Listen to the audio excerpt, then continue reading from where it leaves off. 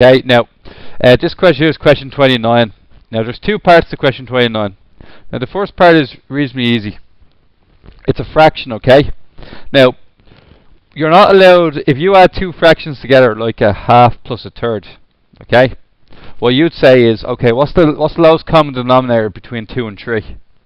So you go, 3 bottom, 3 top, 2 top, 2 bottom. Now previously we've been cancelling the bottoms. Are we allowed to cancel the bottoms in this question I just written out here? Why is the answer no?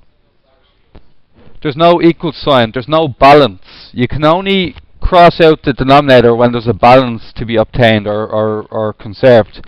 In a question like this though, where I'll have like 1/6 plus 7/6 equals 8/6, do you see the way the equation is balanced? And you see the way the denominators are all the same? In a question like that, you're allowed to cut off the bottom. But in this question here, a right or an express question, you basically can't get rid of the bottoms because it's not a solve question. You only really get rid of the bottoms in solve questions. In fact, it's always solve questions, okay? So this one isn't a solve question, therefore you can't get rid of any of the bottoms, okay? So what you can do is this. You basically say, okay, let's say 3/6 plus 2/6 gets me 5/6 on a really basic level. Now, let's take that to a more difficult level.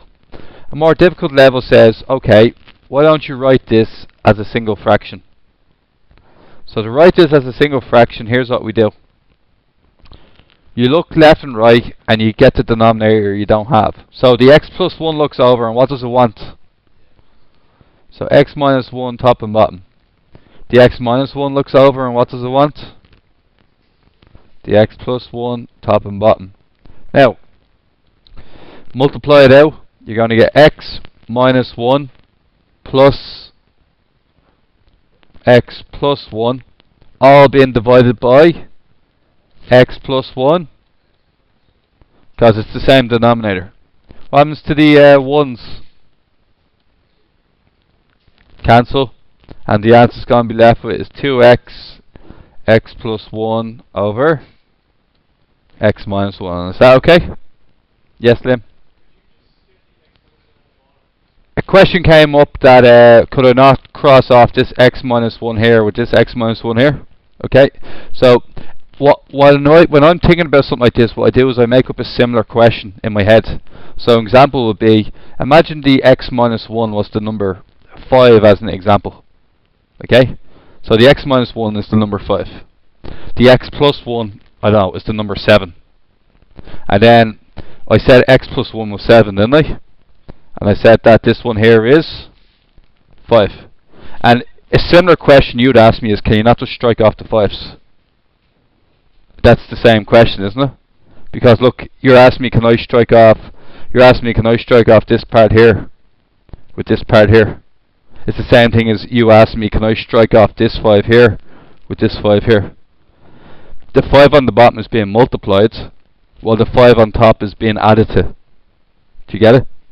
So in this question, in the previous question, your x minus 1 on top is being added onto it, while the x minus 1 on the bottom is being multiplied. Because one of them is being added to and the other one's being multiplied by, they're not compatible regards crossing them off. To prove this, the answer to this question is actually 12 over 35. 5 plus 7 being 12, 7 multiplied by 5 being 35. However, if I cross off the 5's, my answer will be 7 over 7, which is 1. Shows you that you've done something wrong.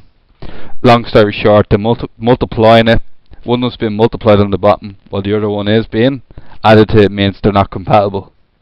However, if I was to change the look at this question, the question you just asked me a second ago, this one here, if I turned it into x minus 1 over x plus 1 divided by x plus 1, x minus 1. See in this example that the x minus 1 is actually being multiplied on top.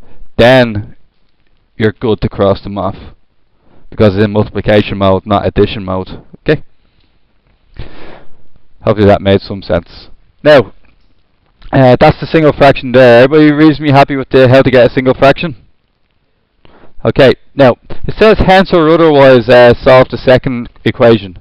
Now, in this one here, guys, this is a, what's that word? It has this language here.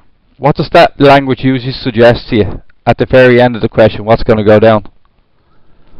Yeah, minus b form is going to go down at the very end. Okay? Or if I rewrote this question as give your solutions in decimal form, what does that also suggest? Minus b formula as well. You see the words decimal form, or you see this part here? It means that you're going to use the minus b formula. Now, can anybody tell me? Yes, Cameron. So, what's going to happen here, guys, is if you look at this a plus or minus b business and see the ab element n. AB element n means that a and b have to be regular numbers like 1, 2, 3, 4, 5. They have to be normal numbers, positive numbers, okay? So an example would be if a was 2 and b was 3, the answer would be 2 plus or minus root 3. Either way, we're going to do what we normally do, and we're going to use the minus b formula at the very end. So here's what we're going to do. 1 over 2 equals 1 over x plus 1. Yeah. It does. You could use your previous work to do it. Yo. What happens here, guys, is the 2 looks across, and what does it say? Okay. And same top and bottom, right? Now, what about the x plus 1?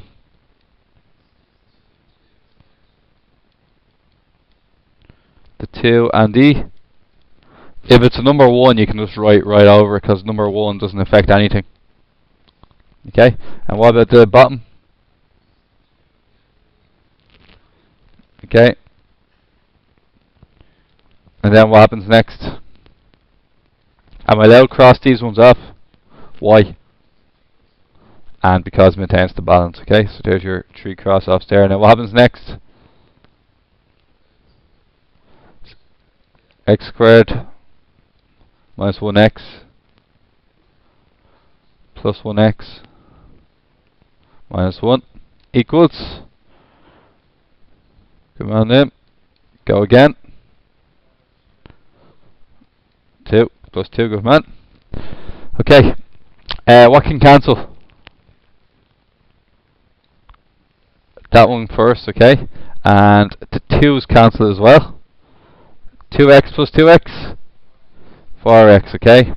Now, you're bringing the 4x to the left. What happens now? X squared minus 4x minus 1 equals 0. Okay, now that you're here, do you expect the reference number to be able to solve this for you? The answer is no. Why is the answer no? It's you have a really hard gut feeling that you have to use the minus b formula. Reference numbers cannot do ones that require the minus b formula. Okay, you know it's a minus b one because of that. So a equals 1. Where do they get the 1 from? 1x squared. The b, if b is minus 4, what's minus b? Plus 4. The c value, minus 1. Where can I find the formula for the minus b? Cover of your tables, minus b plus or minus the square root of b squared minus 4ac all over 2a. Now guys, once I've done that, what have I asked you guys to do? And how to do these questions?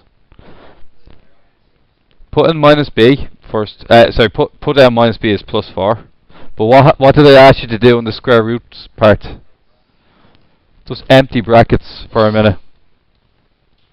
Okay, and then on the bottom, 2 times empty brackets, okay? It's always that way. And then what do we need to put in? In here? Which is? And then in here?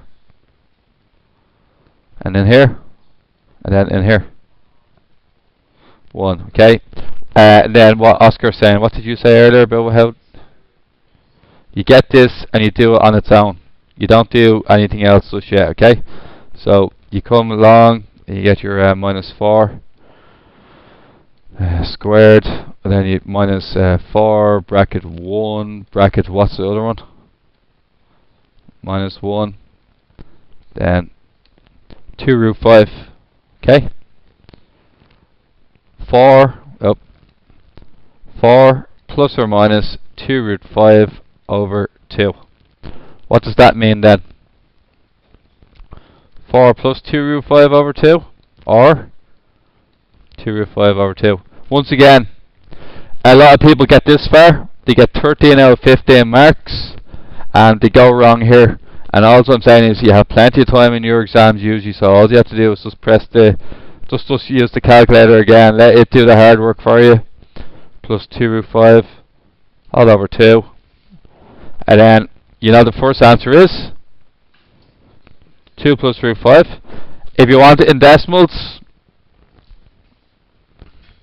sorry, if you want it in decimals, press S to D, which is 4.23.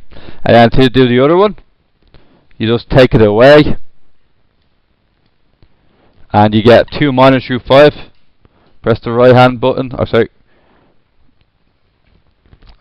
2 minus root 5 over, what was it, 2 minus root 5 over, oh sorry, it's, yeah, on it. And then minus 2 root 5, which is minus 0.236, okay? And that's you done. Okay guys.